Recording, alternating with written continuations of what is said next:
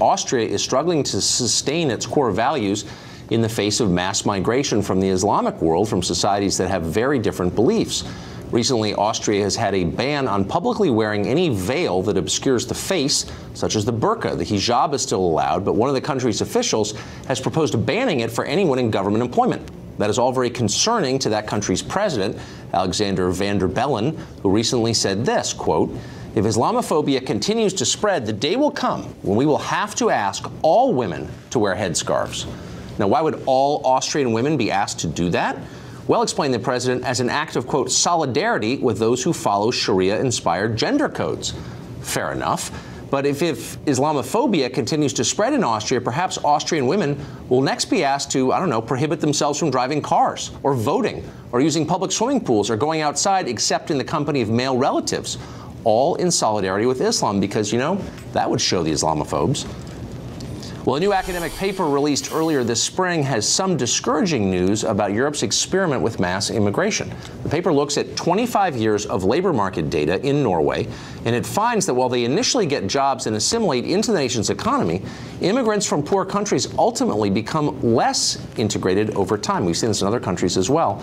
The longer migrants spend in Norway, the less likely they are to hold jobs and the more likely they are to be dependent upon government welfare.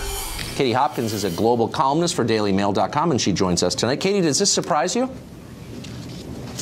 It doesn't surprise me at all. It's something we've seen here in Britain for a long time. I've always maintained multiculturalism doesn't work, that in fact what we end up with is a nation of ghettos. I think that's true here in the UK.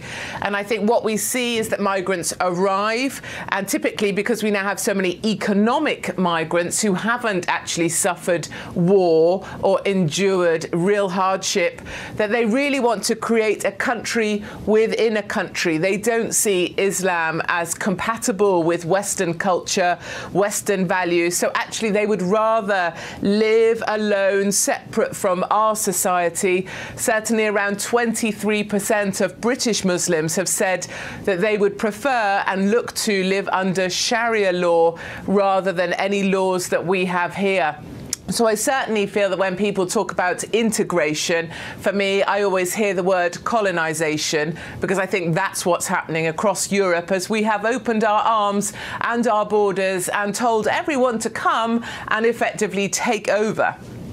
So if you're going to do that, if you're going to bring people into your country in large numbers, don't you have some obligation to help them become part of your culture? Because countries in which nobody has anything in common fall apart. What are the European authorities doing to inculcate their values in these new arrivals?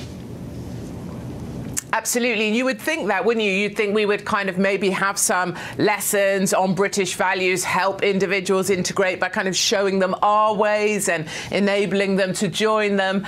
I see the complete opposite happening, actually. I see that we have to bow down to the cultures that come to join us. I believe we spend far too much time tiptoeing around the cultures of the people that choose to join us, far too little time standing up for the cultures that have chosen, you know, they've chosen to join.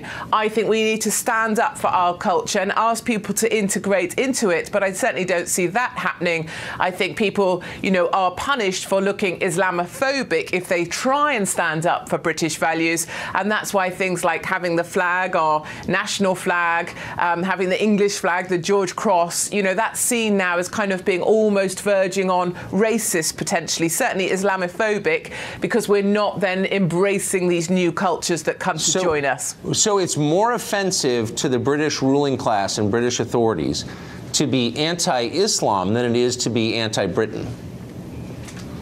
Absolutely. You know, I know the tick list of correct answers that the liberal fascists want me to answer. I know what they'll approve of. I know what they like, and that's endless gushing sympathy for migrants, economic migrants, for the Islamic faith. You saw with the Westminster terror attack here, you know, the very first media that we had off of that was that we had to look out for our Muslim counterparts because they may be kind of under some kind of attacks following the terror terrorist attack on us. It's always that idea that we need to bow down to the culture that joins us, and we never seem to stand up for the culture they've chosen to join. And it's one of my big questions always is, if Islam is so fantastic, why do Muslims always seem to want to come to Christian countries? And it's a question that I never have got an answer to yet, Tucker.